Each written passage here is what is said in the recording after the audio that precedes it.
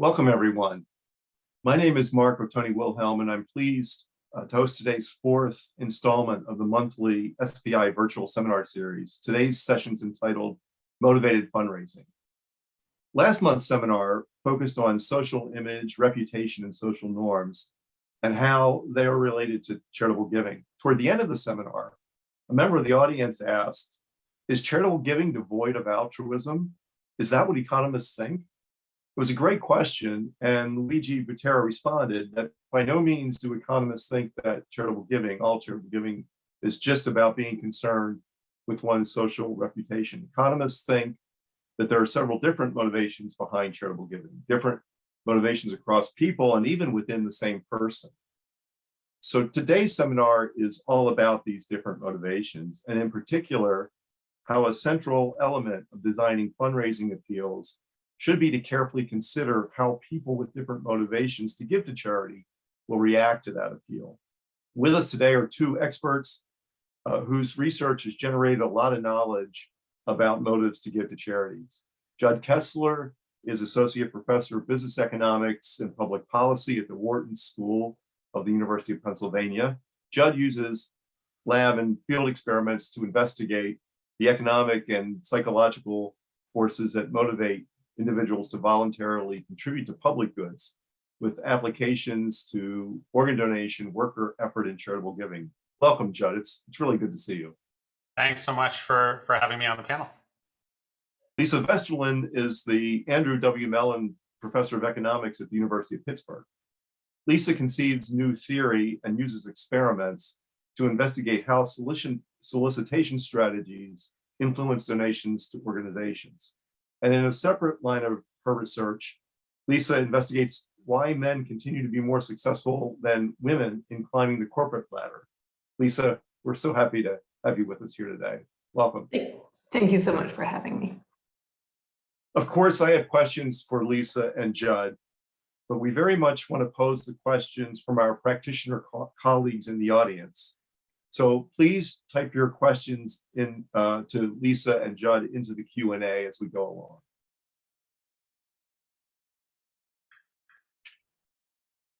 So Lise, your 2017 keynote address to the Science of Philanthropy conference was titled Motivated Fundraising, Designing the Ask to Harness Incentives to Give. You explained that nonprofits carefully consider donor motivations when planning a big charity event or when preparing to ask for a gift from a major donor, but less so when it comes to designing an overall campaign intended to reach many, many potential donors. And you explained that, and I'm quoting you here, the success of various fundraising tools depend critically on the donor's underlying motives for giving. Can you recap the main ideas you presented in that lecture?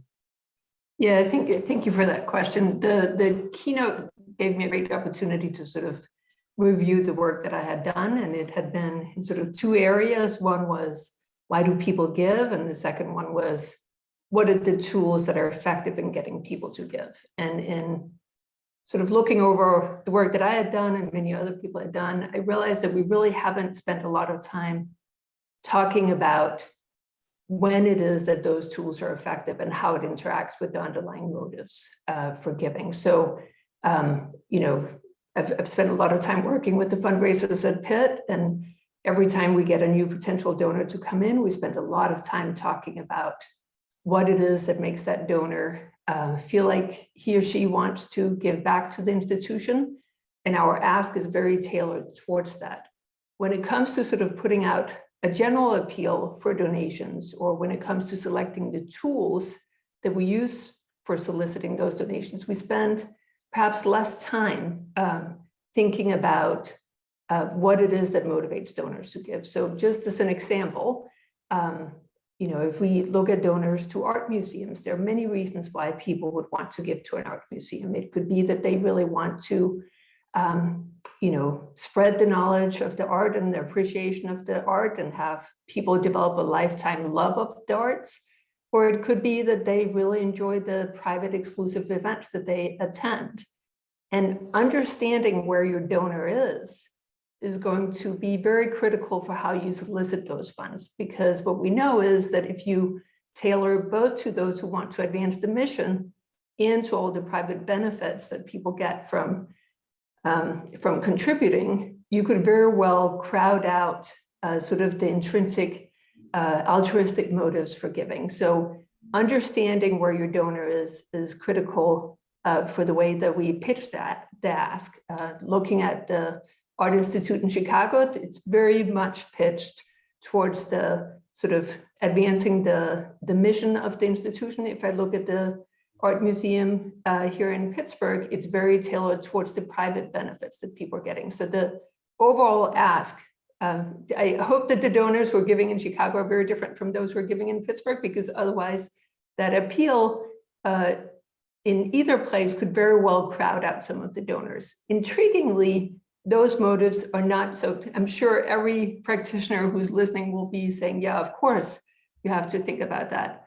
What is critical though is that those underlying motives also really matter for the tools that we use to solicit funds. So some mechanisms work better when people are altruistically inclined, when they really care about the mission of the organization, whereas other tools are more effective when they're more focused on the private benefits. So that's that was the main message of the keynote, was just to say, we need to tie together this research that we've done on fundraising with the motives for giving. And it's really at the infancy of that literature, because we've sort of, the two strands of the literature have been going separately, and it's critical to bring the two together.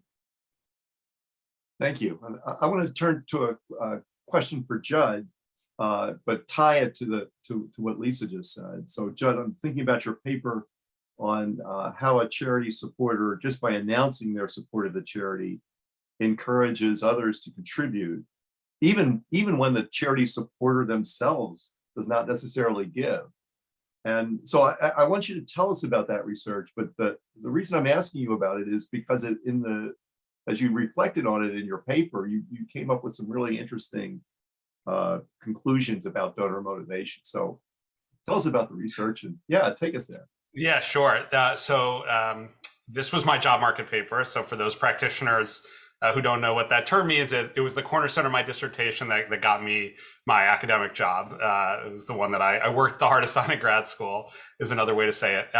But what I did in that study was I partnered with a large national charity that raised funds from workplace campaigns. So they would go to workplaces, partner with the workplace, and raise money from the people who worked at the workplace through a company-wide campaign. And so what I did in the study, and I'll tell you why I did it, and it's based a lot on Lisa's prior work, which I'm sure we'll get into later on.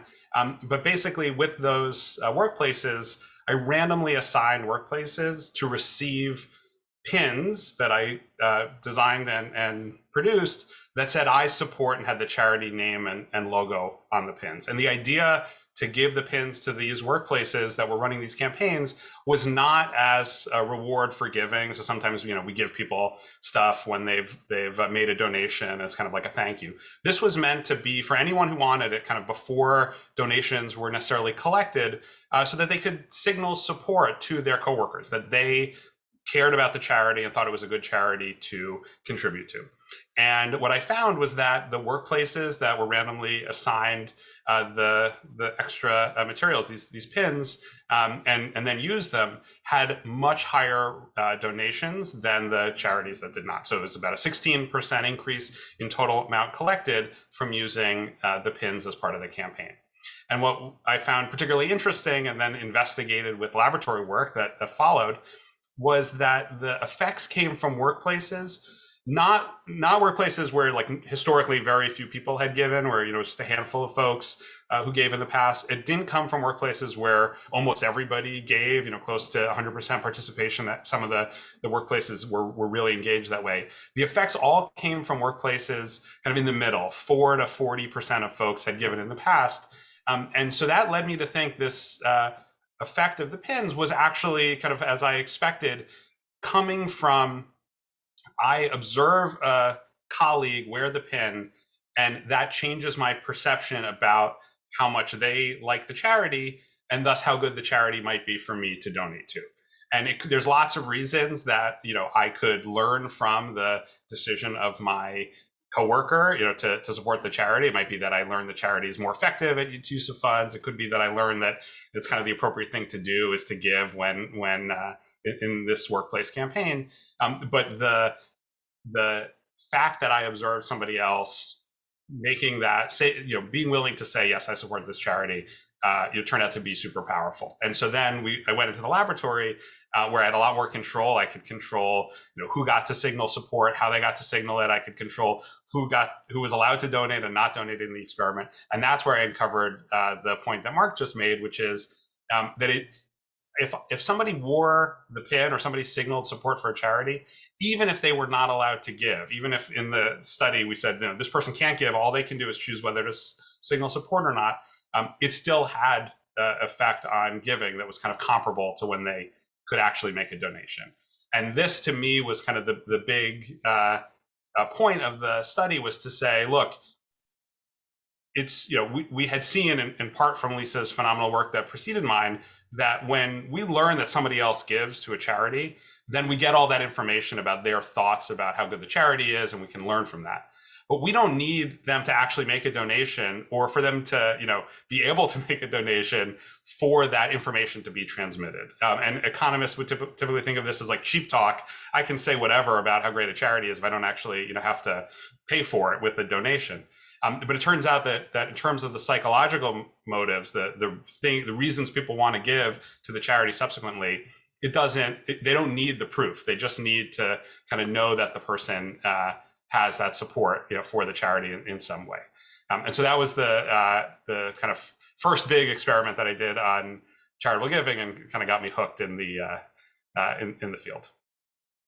And if I could ask just a follow-up, I remember you had some control for the quality of the charity, and that was an interesting result. Can you tell us a little bit about that? Yeah, so I had this kind of as those who are not practitioners but are producers of academic research know, these kind of studies go through many iterations. So as I got through different rounds of revision at the journal, I started doing more and more to try to kind of understand what exactly is being transmitted through the through the fact that I'm signaling support. And so at some point I used many different charities, and I elicited beliefs about how much the potential donor, how good they thought the charity was. And it turns out that, part of the motive for giving when I learn somebody else gives is that I think the charity is a little bit better when I learn that somebody else supports it. But even controlling for that, there is often still an effect, which is like, even conditional on how good I think the charity is, learning that somebody else supports it, makes me want to give even more. And so that's why at the beginning, when I said it's probably some combination of, I learned the charity is kind of more effective potentially, or does better, serves better communities that are more in need, for example. But also that, okay, this is the kind of thing that I should be doing, that I feel like, this is the right thing to do, that is enhanced when I see somebody else make an announcement that they support the charity. So I think one of the nice points about that is it brings up that even like at the same time, more than one motivation in a person can be in play, and that is hard to get our heads around sometimes. But so I want to ask both of you kind of a question. So together you wrote a handbook chapter about the kind of knowledge that experiments can deliver to practitioners. And I'm going to ask you what the ideas are from that chapter. And I'm asking this kind of early in today's seminar because your chapter gets us to think about the context of charitable giving. And so already in your answers, Lisa talked about a specific art museum, museums and Pitt. And Judd, you're talking about the workplace campaign, a specific kind of charity. And you wrote in the handbook chapter, one act of charity by an individual cannot predict all his other charitable acts. Instead, each charitable act has specific characteristics. If that's true, then what knowledge should practitioners be trying to learn from experiments? Let's go to Lisa first. So you're asking multiple questions at the same time. So Yeah, sorry about that. I think the key point of that paper is of the paper Judd and I wrote together is that when we talk about external validity, we have somehow started focusing on sort of the magnitude of an effect rather than the direction of an effect. So for example, both Judd and I have looked at what happens when we learn that other people have given before. In my work, I looked at what happens when somebody gives before someone else and that contribution is announced. So suppose in my studies, I find that announcing someone else's contribution to future donors increases donations by 50% in the lab. Now, what I, as an experimenter, want you to take away is that announcing contributions is really effective. So if you're trying to figure out, should I announce how much others have given in my campaign or should I not? My study should suggest you should announce what other people have given. Now, that's the main message. It's like if you're trying to compare these two mechanisms, one looks like it's much, much better. Now, is it 50% better and is it always 50% better? No experimenter would ever say, or very few at least, would say that the 50% would translate to any other environment. And for some reason, when we talk about charitable giving, we have gotten into this mode where we think that there's like some altruistic component that you have in your brain that predicts how altruistic you're going to be in all environments, which is a pretty bizarre assumption because we have no problem with people buying private goods sometimes and not buying other private goods. So, it's not as if we would look at somebody giving to the NRA and expect that that would predict that they also would make a very large donation to the Red Cross. Right? So people have preferences for where they're giving, and those preferences need not predict how much they're giving elsewhere. So what we're doing when we're studying charitable giving in the lab is that we're creating a donation environment where people are giving. And we're looking at how that donation environment responds to the tools that we're investigating. And we're trying to identify why it's responding. So what we hope to take away is that those mechanisms are likely to work in other donation environments as well. So just as an example, one of the big critiques that came out about studying charitable giving in the lab was a study that looked at people giving in a public goods game to other students in the lab, but that donation not being predictive of how much the donors in the lab would give to plant trees in Atlanta. Now, there's no reason why I would think that my concern for people in the lab should be predictive of my concern for planting trees in Atlanta. And, when we sort of talk about what should we take away from the lab, it's the exact same concern we should have if we look at studies in the field. If I run one study with one particular charity, I would expect that the mechanism and the direction should be the same for other charities. But I would be very surprised if the magnitude was completely insensitive to the charity that I was looking at, the way that the ask was made. Certainly if we talk to any practitioner, they will say that it matters a lot how you make an ask. It matters a lot what the circumstances are, what is happening in the world when you're soliciting the funds. So what we're trying to identify in the lab and in the field, and in pretty much any of our studies, is the direction of the effect. We're trying to understand what advice can we give to fundraisers when they're trying to figure out how do we best raise funds. Can we tell you the magnitude? Probably not, but we can give you an indication of if you have to pick between different tools, which one should you pick? And I would go a step further, particularly for the practitioners and to the researchers, to say, this is why the charitable giving research continues even after we've identified these mechanisms, because different situations and different underlying environments or changes in who you're asking or when you're asking can influence the magnitude of that effect. And so if you're a practitioner and I show you a study that says if you do a match where every donor every dollar that's given by a donor, you have another donor who promises to match it, and you advertise that to folks, I can show you research that shows that kind of systematically works. if it's very costly for you to get the donor and it's very costly to kind of have an infrastructure built to do that match campaign, you'll want to know whether with your donors and kind of in the environment that you're soliciting, whether the magnitude is kind of big enough to compensate for that cost. And so that's, a sense in which, we as academics are interested in kind of, how robust is this and in what places will this turn off this effect that we've observed in some other setting. And so, in what places will be much bigger, will the match, really increase donations? But it remains an iterative process because, when we see bigger and smaller magnitudes and why is the kind of follow-up question to any study that observes that there is an effect.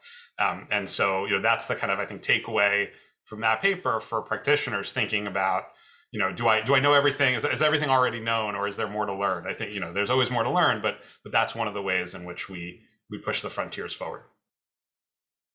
So one question I've avoided until this moment is, what do you mean by donor motivation? So I'm going to ask Lisa, what do you mean? And the reason I'm asking this is because I know that, from the School of Philanthropy, where there are many people from different disciplines, everybody means something a little bit different. I think in economics, we have a common understanding. And that's what I'm going to ask you about, but that's not the case across disciplines, and maybe not the case between researchers and practitioners. So Lisa, when you say motive, what do you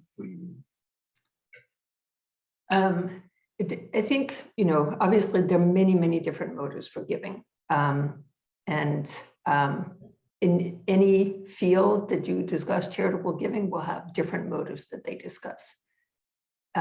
Economists have tried to sort of narrow in on two classes of motives, because the responses from people who fall in those two classes are very different, both for policy purposes, but also in terms of the effectiveness of the way that we solicit funds. So what I mean by motives, is why are people giving? The reason why I distinguish between two motives is because the responses by those two motives are very different. So in particular, one of the recent donors to the University of Pittsburgh wanted to give to our department because as a young student in our department, he didn't have a lot of funds, and the faculty had given him books. And he had tremendous success in his life and very generously wanted to give back to Pitt. But his motive was to really provide the benefits that he had received from the institution to other students like him.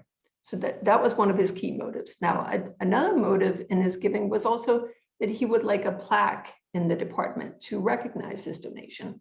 So while the first motive was one that we characterize as economists as altruism, he was concerned about increasing books to all these students. The second motive was very private in nature. Getting a plaque on the wall was a benefit that would only go to him. So the reason why in economics we focus on two motives, namely altruism and warm glow, is that those two motives really dictate how you respond to the environment in which you're giving in and how you respond to specific requests.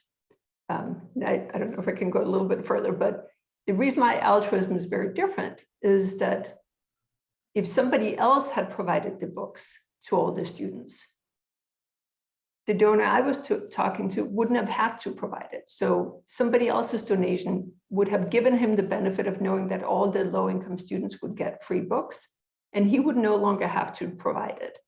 But the private benefit of getting a plaque on the wall or feeling like he was the one who gave the donation could not be replaced by somebody else. So the altruistic motives are critical because it means that somebody else's donation can be a substitute for your own. Whereas the warm glow benefit from giving, the feeling that you did your part of getting your plaque, is a very private one. So it means that your donation or someone else's donation is not a perfect substitute for your own. So that's the reason. It's not to say that there are only two motives, but as economists, we separate them into those two because the responses for all the many different private motives that might be there, all of it is the same, whereas the altruistic motives really give us this clear effect that donating by others is seen as a substitute for me donating. So Judd, you know, in the two papers that catalyzed the work of economists on charitable giving, Jim Andreoni put forward the non-altruistic motive or class of motives. I like the way Lisa put that, class of motives that that he called warm glow. So, you know, what is warm glow? What is it? Well, at least in your mind, what is it? Yeah, so I mean, maybe unsurprisingly, because much, if not all, of what I've learned about charitable giving, I've learned from Lisa. My definition is very similar to hers in that the class of motives to give that are not the pure altruism motives would fall under the warm glow. So you know, the and warm glow, I should say, is kind of where I think a lot of the interesting work is in terms of the motives that you know, that we explore in the papers that we've done and that we'll talk about, you know, in the next half hour, because the, you know, altruistic motives we kind of understand as economists. We understand that you know, everybody who cares about the low income students at Pitt wants them to have the books provided, and you know, for some it's kind of more meaningful than others because they've kind of experienced that, but it's kind of, it would be well understood that would be something everybody would care about. And there's lots of cases like that. I want, you know, I don't want people to be hungry. I don't want, you know, children to not have the resources that they need. If someone faces a natural disaster, I want them to, you know, I want them to be taken care of. And that's, you know, as close to universal as you can get, that kind of everybody would share that. And that those are the cases where, you know, altruism may be, you know, quite a strong force. But then a lot of the kind of, why do I give to this appeal, you know, today? How did you kind of, you know, what motives what levers did you pull to get me to think, you know, specifically about donating to this charity with this appeal? A lot of where the action is in the warm glow domain, the recognition, the you know, the identity, the reciprocity motives, like things that we've explored in research, you know, can really work through that warm glow channel. So Lisa, give us an example, maybe drawing back from your keynote, about how these two classes of motives, altruism and warm glow, the private benefit. Well, yeah, here's a question. What questions about those motives should a fundraiser ask themselves when they're designing, say, a charity lottery? So, so charity lottery is an excellent example. And it's also very appropriate to talk about charity lotteries because the John Morgan, who did some of the founding work on this, regrettably passed away this year. Very happy to talk about charitable lotteries in part because what John's insight was he's like the first who really helped us understand why charity lotteries work. And so let me try to give sort of a short intuition for why charity lotteries work. So if I just look at sort of standard charitable giving, we're all giving to a cause that we care about. We know that if we just have voluntary giving, that we're not going to get enough donations, or at least we're not going to get to the point where the cost of providing an additional unit of the charity is equal to the sum of our evaluation. So if we have a bunch of donors, we all care about giving money to, say, the students at Pitt.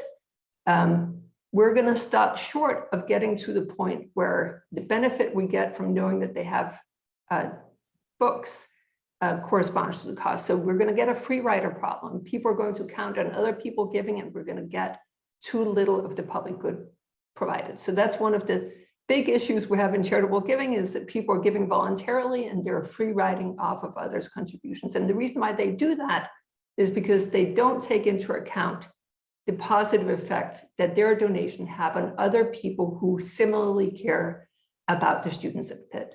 So the provision is going to be too low. So that's the fundamental problem we have with charitable giving. And it's because we don't take into account this positive externality our donations have on others. The brilliant thing about a lottery is that when we talk about lotteries, it seems bizarre that a lottery could ever work. We're going to take some of the donations, we're going to buy a prize, and we're going to give it away to someone. How could that ever be a good strategy? Why wouldn't we take all the money and give it to the charity? The reason why the lottery can be quite effective is that when each donor buys a lottery ticket, it's true that they're having the positive externality on all the other people who care about the charity. But every time I buy a lottery ticket, I'm also decreasing the chance that any other donor is going to win. So every time I buy a lottery ticket, I also have a negative externality on other people. I'm making it less likely that anybody else will win. And this positive and negative externality counteract one another. So having a lottery can be very effective, provided that people are altruistic. So if you have altruistic donors, having a lottery can be a very effective fundraising mechanism. Now, the reason why it's critical to know whether or not your donors are altruistically motivated or are more motivated by the private benefits, a lottery will have zero effect if people are pure warm cloak givers. So understanding what it is that motivates your donors is critical for you selecting the tools that you're going to use for fundraising. And certainly the lottery, as you know, John Morgan's work was wonderful because it pointed us all to why it is that lotteries have been effective and are so commonly used, but it is only effective if people are altruistically inclined. So that's an example of where it's not just the ask, it is the tools that we use, and that those motives spill over to lots of different tools that we're considering in charitable giving. Thank you. That's a really nice explanation. Thanks. I want to shift gears and go in a slightly different direction, but let me remind the audience that the Q&A is open. And so this would be a great time to start typing some questions in for Lisa and Judd. Judd, I'm going to turn to you with a question about your work with Clayton Featherstone. And you found that a single sentence containing some social information increased the percentage of people who accepted their assignments in Teach for America. So yeah, tell us about that research and how it can inform the use of social information in fundraising. And I'm thinking about the people on the fence, as you described them, and how they might react to the fundraising interventions. Yeah, so this paper, it's joined with Clayton Featherstone, my colleague at Wharton, and Luke Kaufman at Boston College. And it's with Teach for America. So those who don't know Teach for America, it's a large charity in the US that's basically a teacher placement program, getting folks from very prestigious colleges and universities who want to become classroom teachers for at least 2 years. And it helps them find a place to teach and gives them training in the summer before they start. And so the reason we like this context for thinking about charitable motives and thinking about social information, charitable motives, because the folks who do this job, it's a very hard job. It's not necessarily the highest paying job these folks could get. For those, many of the folks who join Teach for America as teachers go on to law school or medical school. And so essentially they're delaying their kind of chosen profession by 2 years to be in the classroom. And so it's in some sense a big sacrifice that they're making to benefit the children in the schools that they are assigned. So we were interested in the setting for that reason. And we're interested in social information because it's a setting where lots of people who are admitted to Teach for America, it's a very selective process. So they don't admit that many people, but conditional on being admitted to join the program, the vast majority of folks accept the position.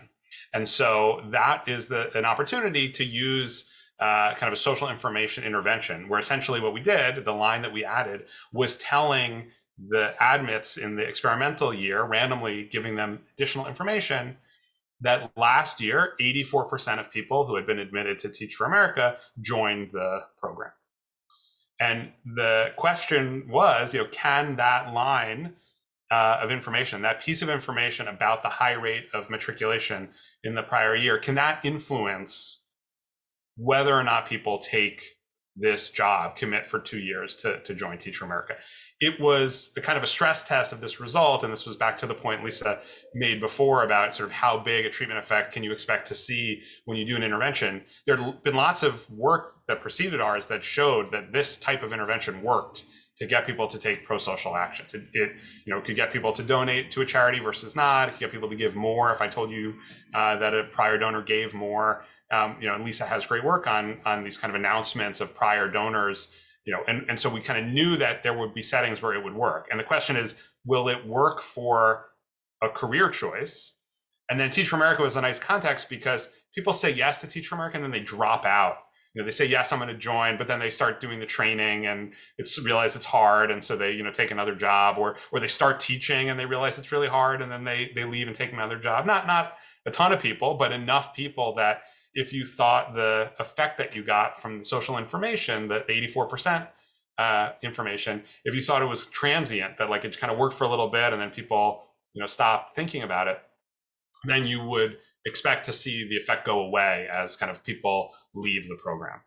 And what we find, admittedly, somewhat to my surprise, is that it did work to generate more people who said yes to Teach for America, and they persisted in the program. So our treatment effects are in fact largest at the last point that we look at, where the line increased the likelihood that you were in Teach for America in the second year by 2 percentage points.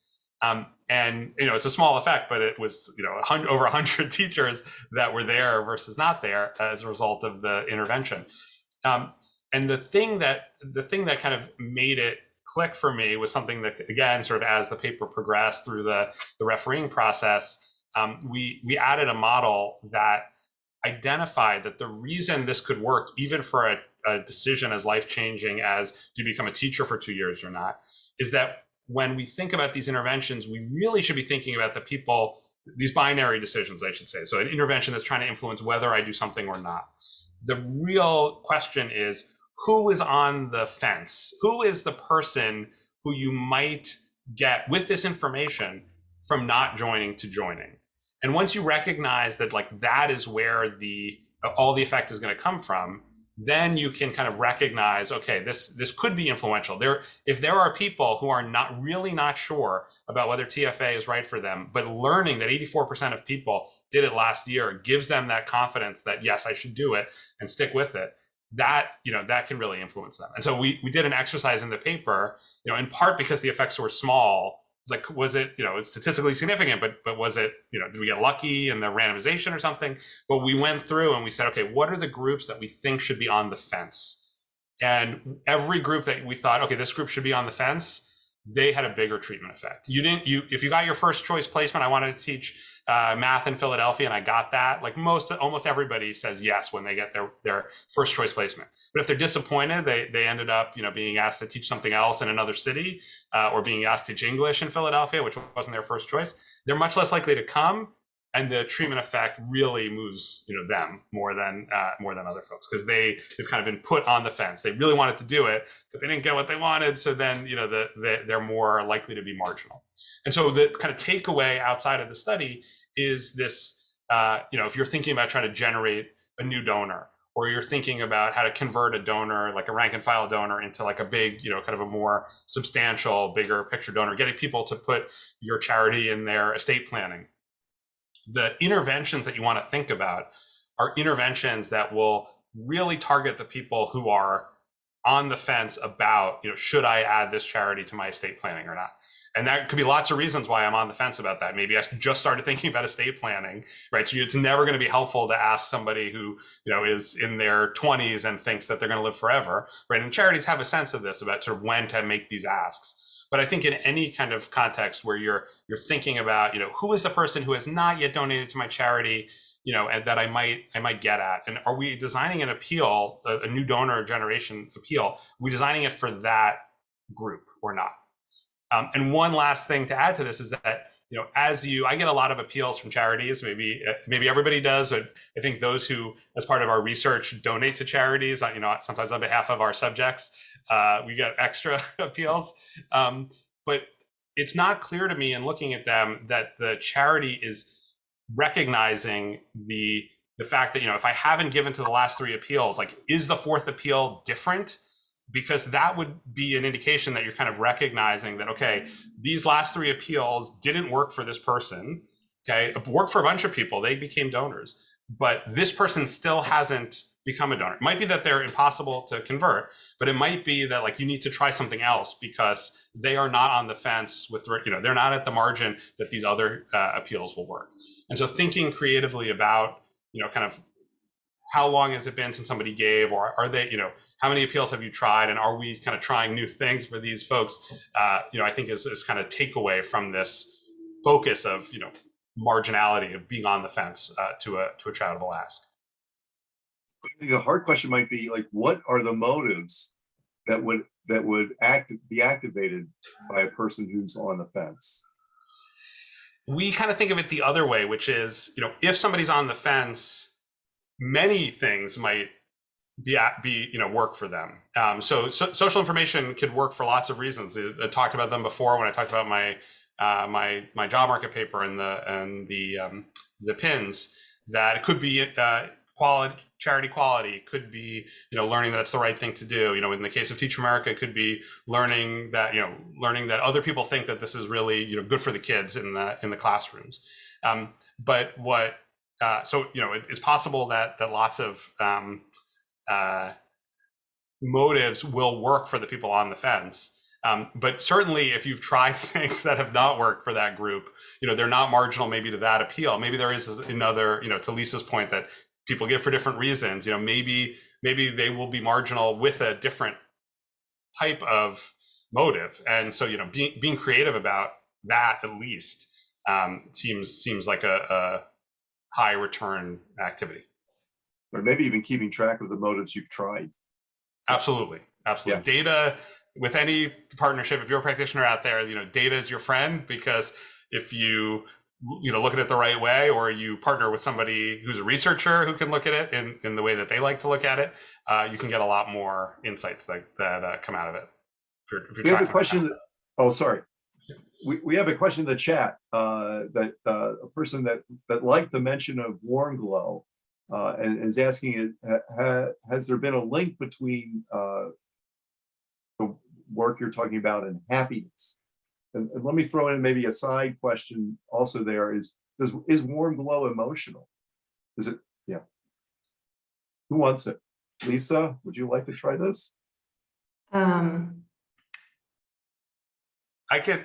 Do you want me to? Okay, Judd. No, I mean, because I don't want to. Lisa, you can formulate thoughts. I think there is research that shows that kind of people who are given money to either buy stuff for themselves or to do something nice for somebody else, kind of, they report that they're happier when asked to use the money to do something for somebody else. Buy somebody else a coffee versus buy yourself a coffee with this $5. And people say, looking back, that using the money on somebody else makes them happier, when they reflect on it. And so there's an line of argument that is related to that, is like, maybe we're not doing enough of these kind of pro-social acts when we're thinking about how happy the charity makes us.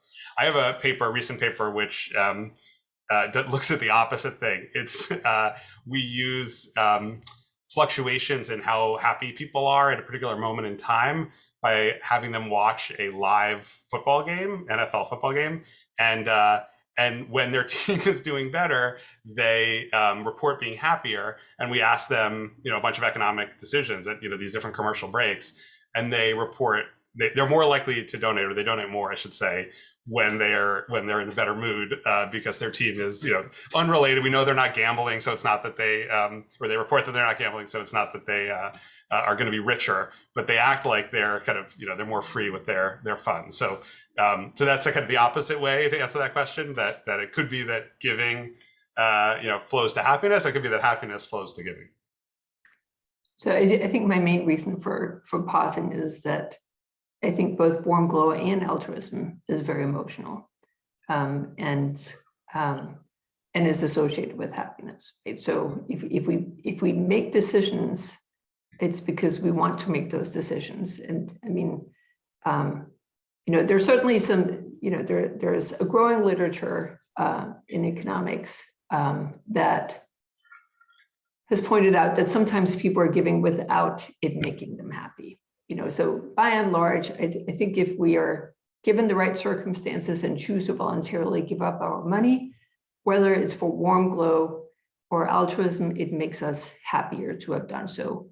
Now, there is a really interesting literature that shows that oftentimes the fundraising appeal, so John List and Ulrike Mahmudi and Stefano Della Vigna have this wonderful paper where they show that some of the donations that are made, if you have an option to opt out of making those donations, you choose not to make those donations. So it really, it does raise this question of whether or not we're always happy with the donations that we make. Jim Andrioni and co-authors has another nice paper where they look at people leaving the grocery store and avoiding sort of the solicitations at Christmas time. So there, by and large, if you're not put under duress and you choose to give up your money, whether it's for warm glow or altruism, it makes you happy to make those decisions. That's why you're choosing to make them. Now, there are certainly circumstances where people are put in situations where they're letting go of their money for a charity, where if they had been able to find an excuse or an out, they would have chosen to do so. And like Christine Axley's work shows this very nicely as well. So I think it makes us happy to give money, both for altruism and warm glow, as long as the right circumstances are there. But there are certainly cases where the warm, fuzzy feelings may not be there because we would rather have gone a different direction and avoided the gift. So another question is from a global fundraiser. Target is trying to target a wide variety of potential donors, and they know little about the potential donors beforehand. How can they determine whether a person is a warm glow person focused on one of the possible private benefits from giving, or an altruistic giver who's focused on the mission before they send the ask? That's tough. So, so I have what might be kind of too speculative an answer, but one thing that, if it is possible to get some information about the donor, the history of the donors giving to other charities. I know, it's possible sometimes to kind of see what mailing list people are on, or maybe even just like, how did you get this person's name? Did you get it from the emergency, relief charity list, or did you get it from the symphony list? Like that, there might be information in there about whether they're kind of gravitate towards causes that are that feel more like maybe they're driven by altruistic motives. Now, of course, as Lisa pointed out already, like it could be that any individual gift could be due to both forces. But I might think that the symphony is kind of it's. I know that there's benefits that come from being a donor to the symphony.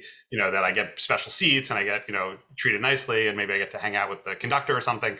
And if those are active at certain charities, then then maybe folks who historically have given to those charities might be more likely kind of warm glow donor. The other thing to do, I mean, this is a little more sophisticated, is if you can look at your prior donation history and learn about your prior donors, what kind of appeals did they respond to? If you have enough, if, as a global fundraiser, maybe you do enough data to do kind of machine learning type analyses and basically ask if the characteristics I have about the person, their age, where they live, their history of donation, if to other charities, if you have it, but even not, just like the demographics that you know about them, is that predictive in the prior data that you have of donors that look like them on those dimensions, what they respond to? And those would be the things I would at least try. So, I mean, just to follow up on Judd's machine learning, that there are indeed people working on this right now where your ask is sort of dynamically changing in response to how donors are responding to the ask. And so you can learn as you pitch your ask by using machine learning and as you're seeing how donations are responding, so that you dynamically change the ask once you start learning that people seem to be responding more to sort of the private benefits and more to the more altruistic sort of mission-driven benefits. So there's fortunately research taking place right now that's trying to understand how we best do this. John List has a question for fundraisers. What's the best piece of advice you can give? And he's got two things. One is to attract initial donors, but then the second thing is to keep them committed to the mission of the charity. And it makes me think of the different kind of motives that might be in play in both those decisions. What's your best advice? I mean, John is the one who's made this very clear to us. I mean, certainly, once you have a donor, you hold on to them you hold them tight. So warm list donor is the best thing you can have. So, ideally you should be able to make some cold list donors, warm list donors, but making sure that people who have already bought into your mission, they've already said yes to what you're doing. So working with them and cultivating them, I think, I don't know that we have actually, I don't know that there's been any studies that have sort of, I'm not even sure how you would do it, because the characteristics of the cold and warm list donors would be so different. But once people have agreed to your mission and what you're doing, cultivating them to stay committed and working with them, and sending thank you notes and keeping them engaged. Once you're, I mean, there's lots of research that once people start giving a little bit, oftentimes, all the practitioners know this as well. That's when you start going in with the larger ask. You don't get repeated donations for somebody, repeated substantial donations without going in and saying, what more do you want to do with us? Right. So those are definitely the discussions that are worth having, because they've already bought into what you're doing. And some things open up when you have those warm list donors who've given in the past. So I have a paper with Catherine Milkman, who's also my colleague at Wharton, where we're looking. We didn't run the experiments. We found we're given data about experiments that were run by the Red Cross, and one of them was of their warm list donors. So the giving rates were much higher than I'm used to when we're mailing cold lists.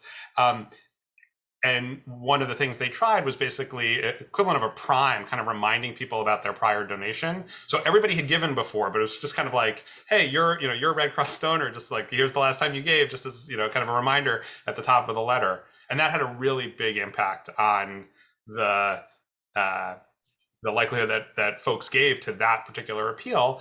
And it was clear that it was about the identity as a donor, because it was more effective for the people who had given more times, the people who really could feel like they were, they really were a Red Cross donor. They gave regularly, maybe they hadn't given in a few months or in a year, but they had given a lot of times in the past. They had the biggest effect of this kind of like, hey, remember, your identity as a donor, particularly a Red Cross donor, could be effective. So. We're nearly out of time, and I'm going to take the prerogative of hosting to ask the question about gender. So I'll go to Lisa. You have a line of research about gender. It's too much to cover today. That's not about giving, but I wanted to ask you to talk about whether the motives relevant to charitable giving may differ systematically between women and men, perhaps context by context. And of course, I'd like you to mention the important result you found with Jim Andrioni, that women are less sensitive to the price of giving. What role does gender play?